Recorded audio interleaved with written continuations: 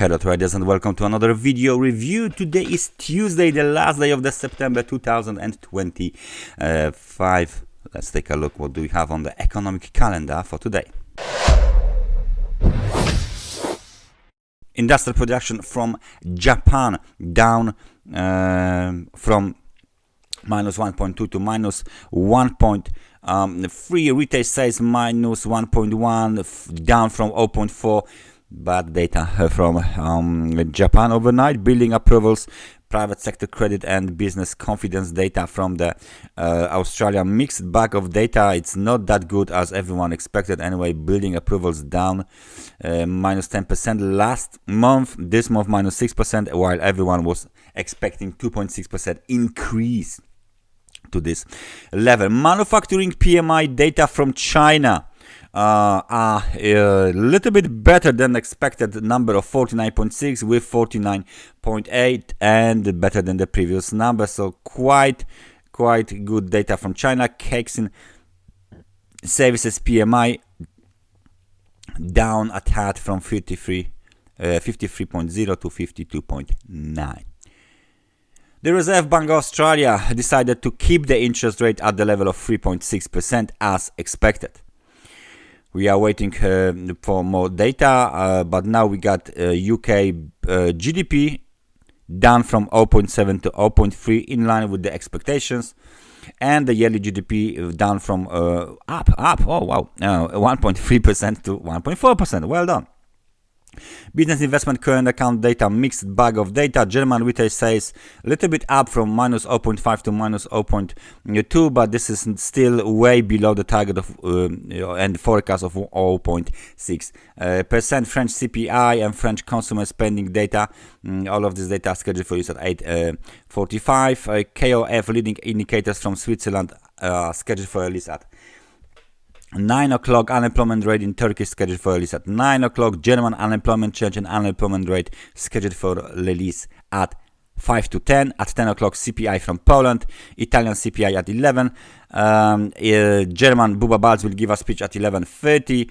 And then we got the German CPI data scheduled for release at 2 o'clock. And then we smoothly enter the New York session. ECB President Christine Lagarde will give a speech 10 to 3. At 3 o'clock we got HPI composite data from the US and the Elderson speech from the ECB. Bank of England MPC member Mann will give a speech at 3:25. At 3:45 Chicago PMI data are scheduled for release. Two most important data releases are scheduled at 4 o'clock. CB consumer confidence and JOLTS jobs openings data from the US. 1 hour later, at 5 o'clock, we got the US President Donald Trump to give a speech. And 2 hours later, German Buba Balz will give a speech. API weekly crude oil stock data are scheduled for release at 10:30. And then at quarter to midnight, we got building consensus data from the New Zealand. Very busy day. Asian session, London session, US session. Very busy day in data releases. The last day of the September, and the last day of the third quarter.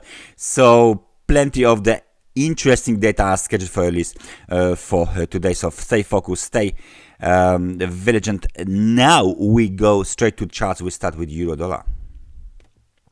So the euro dollar has been basically rejected from the 100 periods moving average at 1.1752, but the bulls are still trying as the momentum improved a little bit. Now 53 points. The market participants wants to push this price back inside the channel. The lower channel line is roughly around the 1.18, but at the 1.1788 there is definitely a technical resistance. So please notice this level, two more levels, 1.1818, 1.1833, and then when the bulls will break it, if bulls will break it, the next target is 1.1919.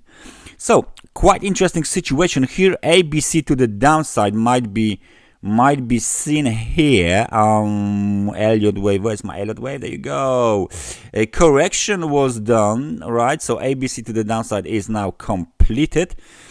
This movement to the upside is in line with the length of the wave B, so quite interesting situation here. Nevertheless, any breakout above 100 periods moving average is bullish, especially with this momentum. We got data from the Australia in the form of the Reserve Bank of Australia keeping the interest rate at 3.6%. What the Australian dollar is doing, we hit the level of 63 points on RSI. This is in line with the 100 periods moving average at 6,612 pips, right? So next target for bulls, if they want to continue the upward movement, is located at 6,631 pips. And one more target is located slightly higher, which is 6,662 pips. And then above this target, there is only the swing high from the September 17th, 6,709. All of this levels needs to be violated in order for the market to continue this upswing. So we got the upswing, we got correction. Now the market wants to move higher. This movement here from the lows of 6,523, let me mark this low. Yeah, 6,523. This is the swing low and technical support. This movement to the upside is longer than this correction, which means it's not a part of the downside correction anymore, and the bulls wants to go higher. From extremely oversold conditions, there is still room to the upside for the extremely overbought conditions. We got the technical levels here, technical resistance, but you can take a look here. We got a breakout above the orange trend line, right? So the outlook for the Australian dollar is bullish. Gold market is moving up like crazy, or like always. The local swing high located at 3,871. Yes, 71. 3,871. Extremely overbought market conditions, but this is nothing new because this is how the trending market looks like. Look at this.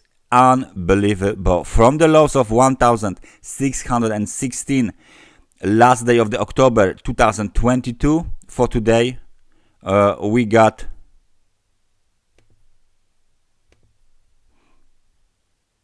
$140% increase.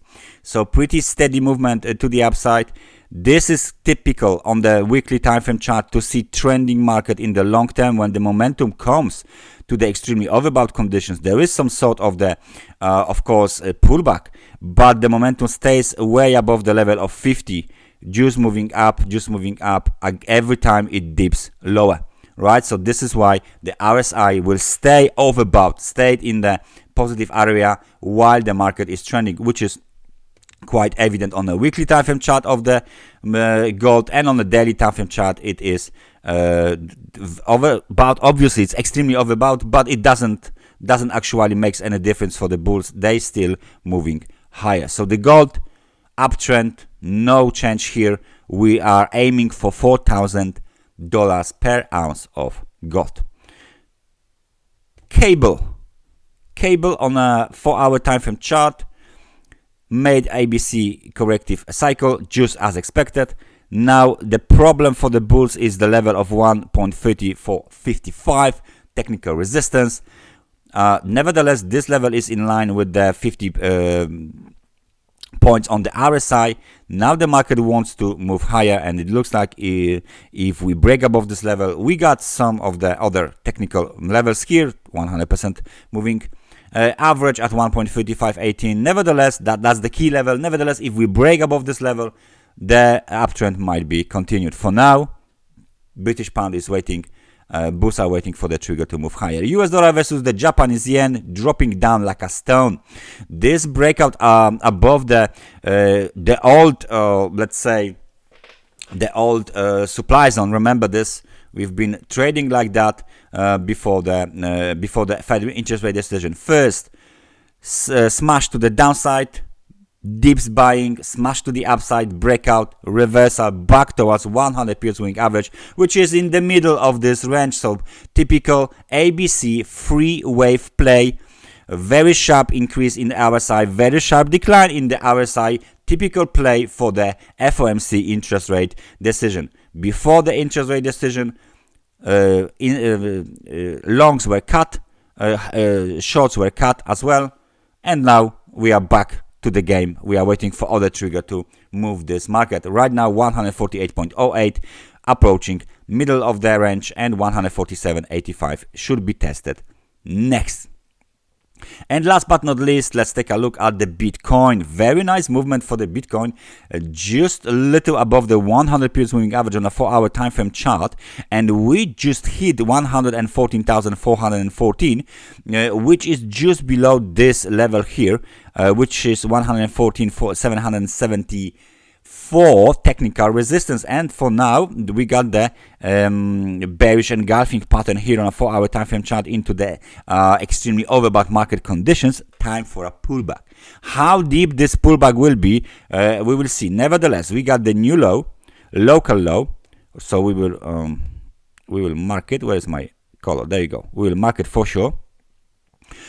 This level here will act as the technical support for now, but it will be some sort of the local technical support. So I will just place my line here, and this is very nice zone for consolidation and then spike to the upside yet again. Remember, the key area here is the supply zone just above the just below the wave B high at 117,630. So please keep an eye on this situation here on the Bitcoin. And last but not least, Ethereum. For our time frame chart on the Ethereum doesn't actually looks good. We got the Fibonacci retracement tool when we can see how much did we retrace actually of the last swing to the downside. Less than 50% was retraced. And that's just because on the left side we still got this massive technical resistance. I didn't want to do this exactly. Let me just leave it here. Thank you. This here is quite important for the bulls, because they need to break above this zone. So right now this zone is exactly between 38 and 50% Fibonacci retracement, just in the middle of it. So all of that zone is now very strong in terms of the some sort of the resistance. It's built with the Fibonacci levels and with the technical levels. So all of this zone here, see, from 38% to 50% and everything in between those two levels, is the key for the Ethereum. If they want to break out, they can. And just above it, there's 100 periods moving average on a 4-hour time frame chart. Quite interesting situation. Very strong resistance. So please keep an eye on the Ethereum. No breakout to the upside without breaking above this zone. We might see some kind of spikes to the upside, spikes to the downside, pullbacks, attempts to rally again. We will see who is going to win this battle for the big resistance levels and the supply levels as well. That's everything from me for today. Thank you very much for watching this analysis, and I hope I see you guys next time. So take care and bye bye.